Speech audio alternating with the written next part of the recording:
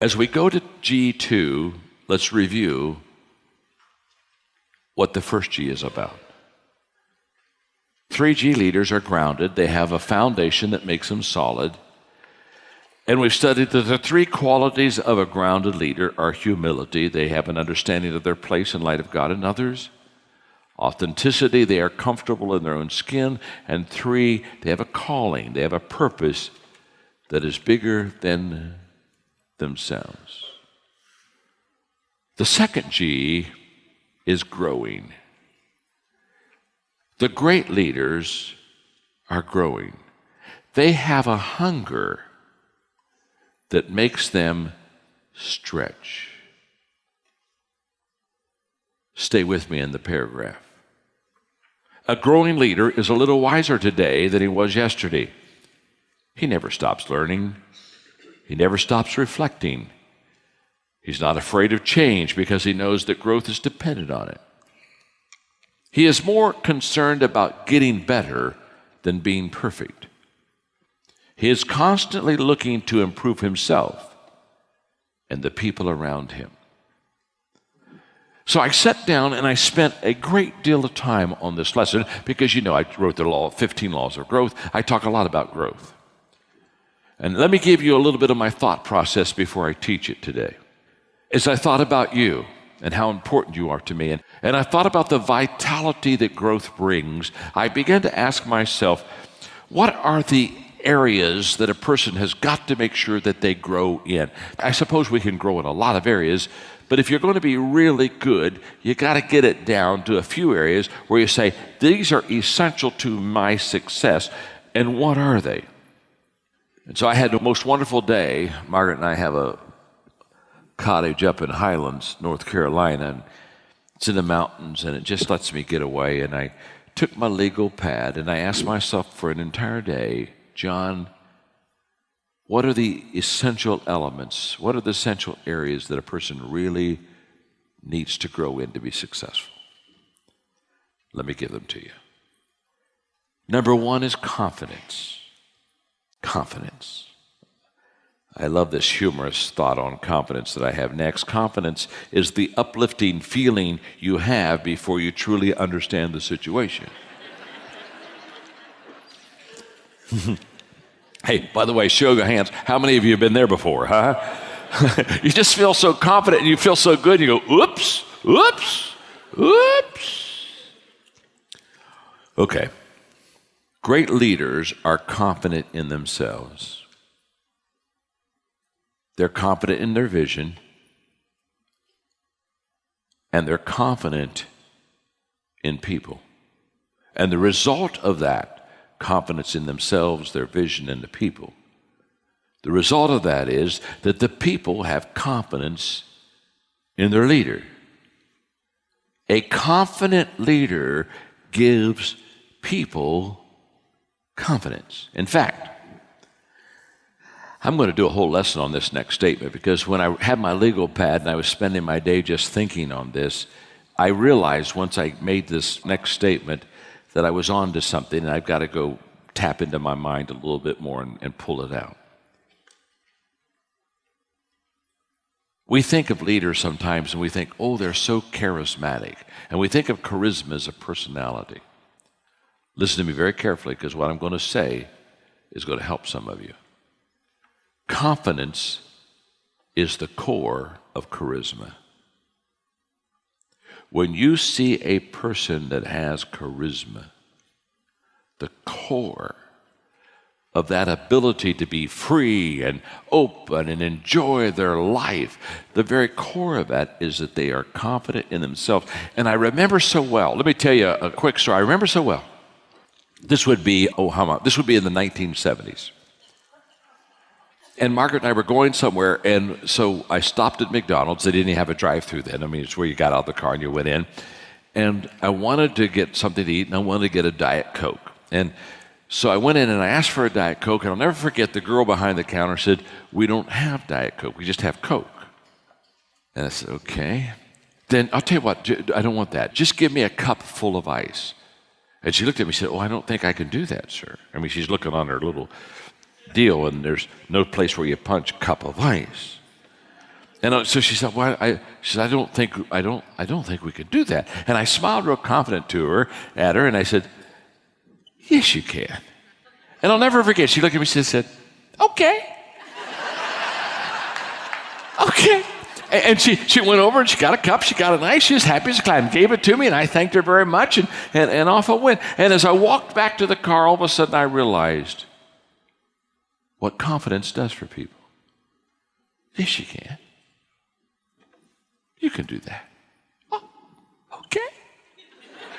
Woo! Never thought of it before. I would wish for every one of you today as a coach to really become a confident person. If you want a marketing plan, nothing sells like confidence. Nothing. Once you're confident and you truly know that you can help people, once you truly know that you can add value, I can tell you, I can look people right in the eye and I can say with all the integrity in the world, trust me, I can take you to a whole new level in your life. I'm not BSing them. I'm not delusional on drugs. I know. And guess what they do? They buy into that confidence. So I began to ask myself, what are the confidence killers? If we're going to grow in it, we got to know where to clear the weeds, don't we? The number one confidence killer is low self-image. I don't think I can rises from a deeper I don't think I am. I don't think I can rises from a deeper I don't think I am. Lower self-worth translates into 37% less willingness to negotiate and use of 11% fewer negotiation strategies. Increased self-worth correlates with a greater willingness to incur the risk of prolonged negotiation and greater adaptability. This is a powerful statement on negotiation. You won't even go and negotiate if you don't have the confidence. In short, the less confidence you have in yourself, the faster you will give up trying to get what you want. That's a fact. When I see a person that quits quickly, they have low self-confidence, low self-esteem. That's why they quit. Fear is another killer of confidence. You see, confidence comes from not always being right, but not fearing to be wrong. When you run into a confident person, the confident person isn't always right. They just don't fear being wrong. I can tell you every day, I'm confident about a lot of decisions. Now, some of the decisions I'm confident about aren't the best decisions, but I don't look at myself and say, well, what happens if I fail? What happens if I'm wrong? It just doesn't bother me. I don't fear that failure. There's a popular cliche that says, you don't know what you can do until you try. I like that you never try until you know what you can do. Confidence releases the risk. Confidence releases the risk. All my life, I've tried to share my confidence with others. All my life, I've tried to bring people that were maybe had a little bit more timidity about decision making in life and go alongside of them, put my arm around them and say, hey, I'll loan you my confidence for a while. Let's go do it. The third confidence killer, the first one, okay, this is good, is low self-image, and then there's fear.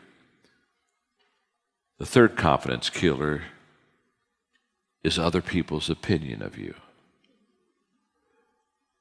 Wow. That will suck confidence out of your body. If you worry about what people think of you, it's because you have more confidence in their opinion than you have of your own.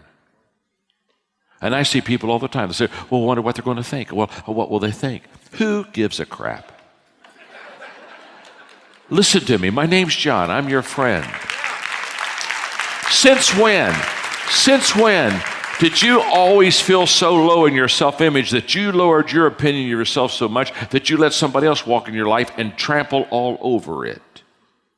They don't have that right. And yet I see people do it all the time. When you get confidence, you won't let people walk all over you. You won't let people take advantage of you. You won't let people all the time manipulate you. You won't become a victim of everybody else and kind of, this is kind of the way it is. You're going to meet the most wonderful person in the world tomorrow morning when you meet my Father. I respect my Father more than any human being in this world. He's truly the greatest man I know. I love him more than life itself. And when you see him and you hear him tomorrow, you're going to fall in love with him. Because who he is greater than what he says. He's an amazing person. And I was in an organization that was hurting my growth. I was in an organization where negativity reigned and it was full of dysfunction. And I was a young kid who really wanted to make a difference. And every time I tried to make a difference, it's this number, you know what I'm saying? I'd raise up and I'd get pounded back down, and I would pull away and I would try again because it's all I knew. It's where I got educated. It's where all my friends were. And my father was the most influential person in that organization. He wasn't like those people. I grew up in an amazing environment, but in that little environment I grew up, all around me was poison. And I can remember at 33 deciding I had to leave that organization. It wasn't hard to leave the organization, but that meant I had to go to my father and tell him that I was going to leave what he loved and what he knew and what he had hoped for me, because I was the kid everybody said would follow my father's footsteps. And I had to go walk into my father's life and say, Dad, I'm not following your footsteps here. I'm leaving this organization. Now, I wanted his blessing. But I can still remember telling Margaret, I pray for his blessing, but if I don't get it, I'm going anyway. That day is as clear as if it was yesterday. It was a half a life ago. I'm 66. I was 33. And I made an appointment with my dad at his office. And I sat down for 3 hours, and I wept like a baby. And I said goodbye to the people I knew, and to the school I knew, and to the church I knew, and to the culture I knew. And I looked at my father and I said, Dad, I'm going. You can't talk me out of it. Can I have your blessing? Now, fortunately for me, he loved me and gave me his blessing. But let me tell you what I did to my dad. My father, for the next 6 months, had to explain his son to all of those people. There are some of you in this room, you'll never rise to your potential until you get rid of the people in your life. Are you hearing me? You had better get some courage, or you're going to suck around and live in a leper colony and wonder why you never get whole. If I could do anything for you, I would walk into your life and I would breathe courage into your life. And courage is a result of confidence. You have never seen a courageous person that didn't have confidence. It is not the difficulties that defeat us. It's the lack of confidence in ourselves that defeats us.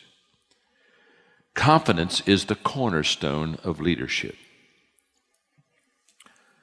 Clarence Randall said the leader must know, must know that he knows, and must be able to make it abundantly clear to those around him that he knows. I was privileged when the Soviet Union was about to fall. I was invited to come and speak in the Kremlin. I was one of the first, maybe the first, but within question, one of the first 2 or 3 people to get to go into the palace inside the Kremlin and speak words of freedom and liberty to a country that had 70 years of dictatorship and oppression. Our guide was a girl named Anna, and Margaret and I and our 2 children were there for about 5 or 6 days, and Anna stayed with us the whole time, and she was a delightful young lady, and she was so proud because if you'll remember, when the tanks came in to try to settle that whole dispute, and it came to a kind of a crisis point in the Kremlin, if you'll remember, Boris Yeltsin went out. And here's the story. When those tanks came in from the army, they were under the order to arrest Boris Yeltsin. And Boris Yeltsin walked out, climbed on that first tank, opened the hatch, and shook the guy's hand and said, "I want to thank you for coming over on our side and helping us free the people." And the commander said, his confidence caught us unaware. And when he left, we talked among ourselves and decided to help him. It's one of the great confidence stories that has ever been done and told in the history of mankind. Now, that's what confidence will do for you. Confidence will allow you to go on top of a tank, open the hatch, and thank the guy that was there to shoot you for joining your side. I love that story. Every time, and Anna, our little Anna guy, she would just cry, and she said, "I was there. I was in the square the day that it happened." And I love that. Confidence stimulates creativity that discovers answers. Confidence will stimulate a creativity that will discover the answer. Teddy Roosevelt said, "Whenever you're asked if you can do a job, tell them, 'Certainly I can,' and then get busy and find out how to do it." I've done this all my life. There's never been a week go by in my life I haven't told somebody yes and smiled and shook their hand and then walked away and said, "Now I got to figure out what to do. My gosh, I just said yes. I wonder how I do this." The second thing that you need to grow in, confidence will change your life. The second area is courage. And I would like you to consider these thoughts about courage today. Courage is the willingness to let go of the familiar.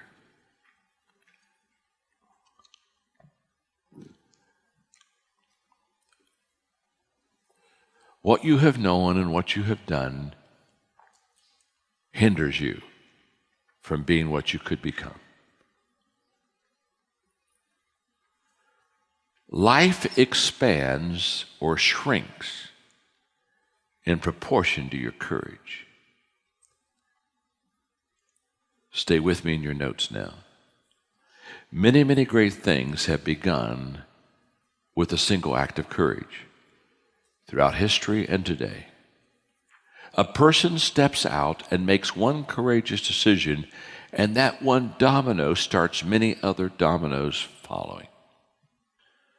Stanley said, this is my friend Andy, we have to step out and take the first step. And we may never know the ripple effect that one courageous decision.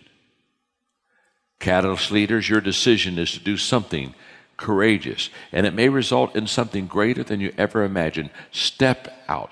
Courage is not waiting for your fear to go away. We know this. We know this at the gut level. But many times fear still holds us back. Fear in leadership usually is connected to the uncertainty about the future. But uncertainty about the future is never going to go away. I tell leaders all the time, uncertainty is why they are leaders. Uncertainty gives you job security. Whenever there's uncertainty, there will always be a need for leaders, which means always stepping out in the unknown, which always requires courage. I loved his statement, courage was like moving the dominoes. And I run into people all the time that say, well, I'm not certain about it. Leaders are always uncertain. We're never sure. But that doesn't eliminate courage. It's courage that gets people to move, not certainty. Courage is living one's convictions in the face of fear. Fear, it can be a speed bump, but it shouldn't be a stop sign. The Bible never says that courage and fear are mutually exclusive. In fact, the most courageous acts take place despite fear. The book of Hebrews expresses this quite graphically. Stand firm on your shaky legs. I love that, huh? Those who follow will become strong. In San Diego, every year I would take my staff on a retreat, and every year I would do this exercise with them. New staff members that had come on during that year, I would give them the plaque, and the plaque would say, I don't have to survive. And I would tell new staff members, you're on staff not to play it safe. You don't have to survive here. You don't even have to live. But be courageous. In Acts chapter 20, here's what Paul said, I feel compelled to go to Jerusalem. I'm completely in the dark about what will happen when I get there. I do know it won't be any picnic. For the Holy Spirit has let me know repeatedly and clearly that there are hard times and imprisonment ahead. Here's your phrase. But that matters little. What matters most to me is to finish what God started. The job that Master Jesus gave me and letting everyone know that I meet that know about this incredible, extravagant generosity of God. I was sharing in one of my Q&As yesterday that we have fear and we have faith, and the stronger emotion will always win. If my faith is stronger than my fear, which is positive, then I'll do the things that faith requires. If my fear is stronger than my faith, I'll always do the things that fear requires. You got to feed your faith. You got to starve your fear. This is one of my favorite leadership quotes by Nelson Mandela. This was given before he went to prison in 1964. Nelson Mandela said, during my lifetime, I've dedicated my life to the struggle of the African people. I have fought against white domination, and I fought against black domination. I've cherished the ideal of a democratic and free society in which all people live together in harmony and have equal opportunities.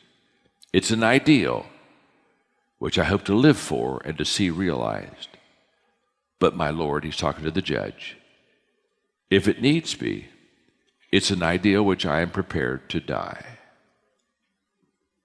Courage is the door that can only be opened from the inside.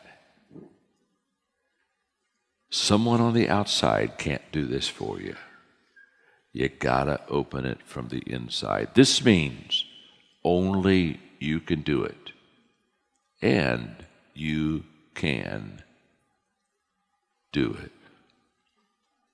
This was difficult for me because I was so relationally driven in my early years. I just wanted everybody to love me.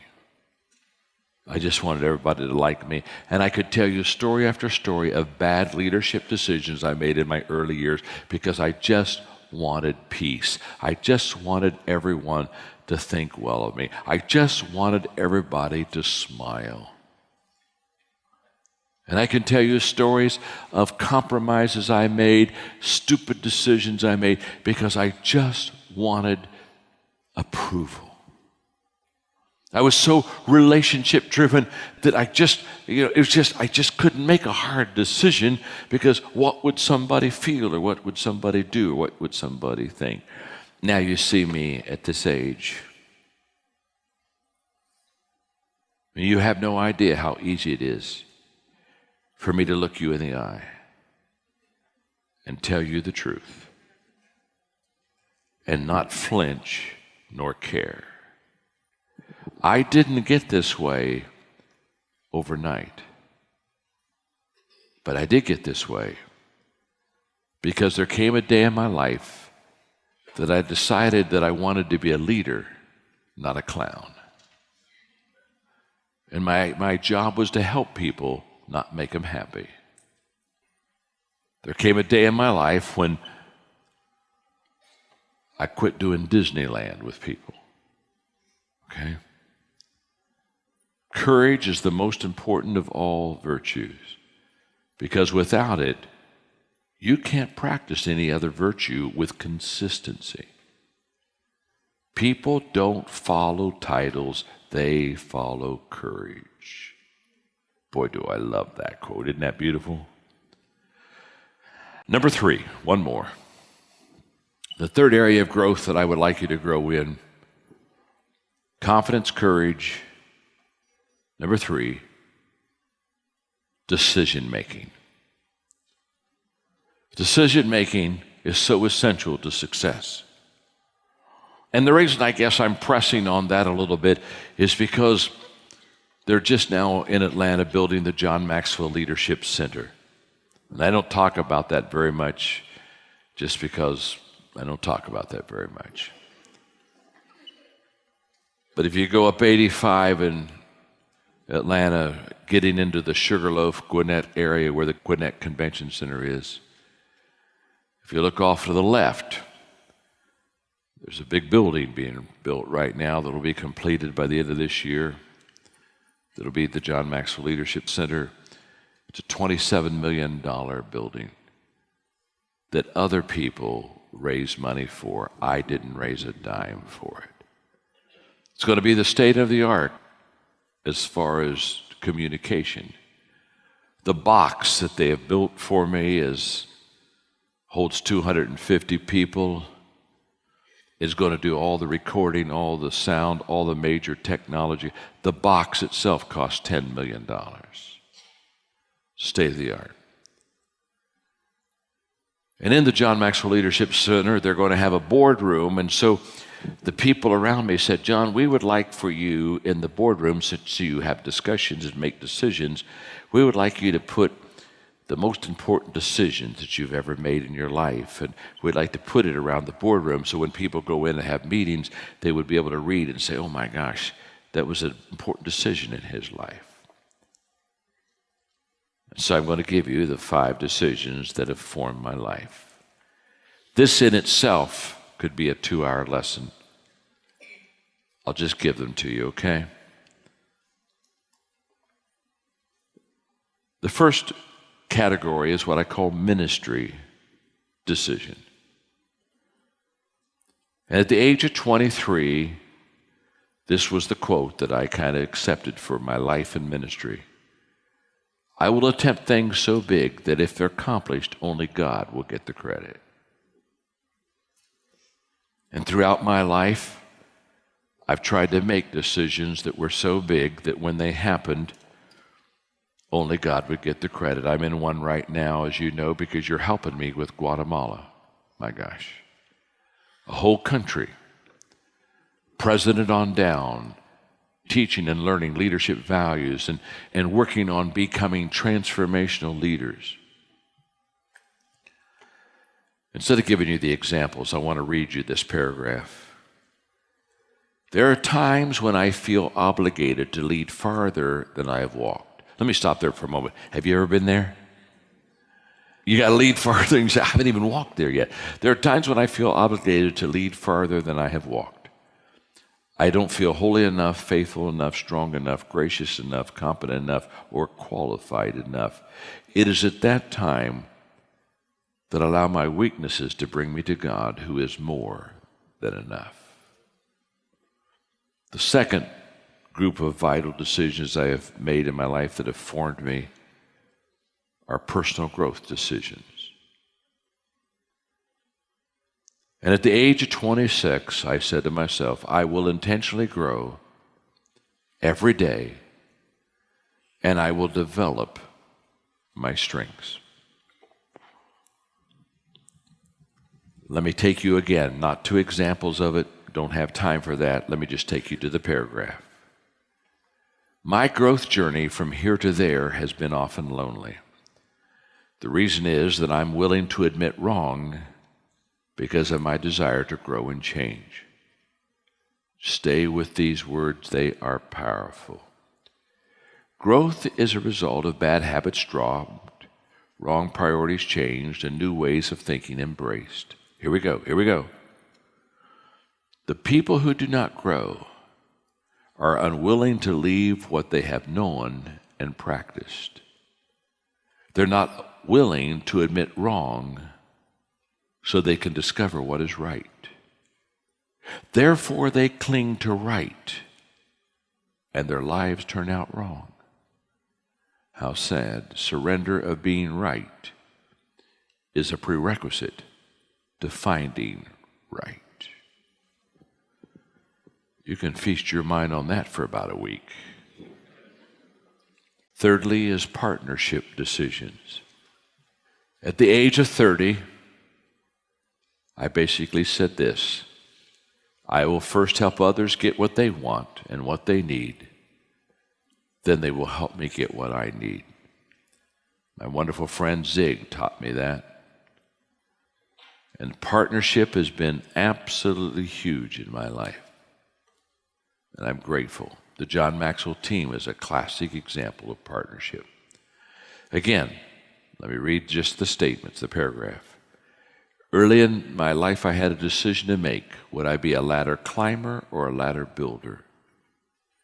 In the beginning, I made the wrong decision. I chose to be a ladder climber. I viewed all of my colleagues in ministry as competitors, and I worked hard to climb the ladder faster than them. As I started to succeed, I felt lonely and unfulfilled. I changed and became a ladder builder. I began to complete others instead of compete with them. I discovered that helping others succeed with me is more rewarding than my personal success. The fourth area of decisions that are key, I believe, in growth is relationship decisions. At the age of 33, I said I will live in such a way that those who are closest to me will love and respect me the most. My best friends are people who have known me the longest and are the closest to me. Here we go. Success creates a gap between myself and others. It's my responsibility to close that gap. I don't want fans, I want friends. I don't want to be above the crowd. I want to walk slowly through the crowd. However, for many, that gap is still wide. They see me on stage, they read my books, and they use my resources. They know about me, but they don't know me. But my family, my inner circle, my longtime friends, they know me very well. They know my weaknesses and often are recipients of my shortcomings. To be unconditionally loved by those who know me well is my greatest joy. I am not a self-made man. I am who I am because of those who cared enough about me to touch my soul. Leadership decisions. At age 48, I will add value to leaders who will multiply value to others. Read one more paragraph. In 1976, I was called to train leaders. Over the years, that calling has evolved and taken shape. Resourcing leaders became an early commitment of mine, and then the Hatchet Committee determined that my speaking schedule should give priority to the number of leaders that we would have in the audience. Then my publisher, Thomas Nelson, discovered that 60% of my reading audience was in the secular community. And I immediately sensed God directed me to focus on that market and to be salt and light in the business community. Often people ask me about my legacy. It is in the hands of leaders we have trained. Those hands will live beyond me and reach people that I could not have reached. And I close with this. Look me in the eye. It is in your hands that I give my legacy. Thank you very much.